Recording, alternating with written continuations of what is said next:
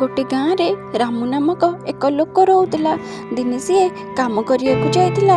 फेरु फेरु संध्या हो गला आ ताको जंगल रास्ता दे आसवाक पड़िला। एमिति सी जंगल रास्ता दे आसु आसु किछि बाट गला परे ताको बहुत थका लगिला। सी भाबिला को गोटे गछ मूले बसिबा पई। ओहो जा हो पुणी सी चलवाक लगिला। चालू चालू एमिति किछि दूर गला परे ताकू लागिला जेमिति कि ता पछरे केही जणे आसुचे बोली। एमिति से किछि बाट चलिला आ बहुत डरी भी जाइथिला।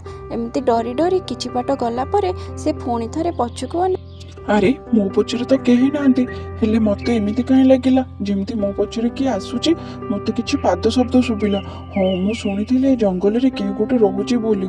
मते जल्दी घर को जीवाकू पड़िबो।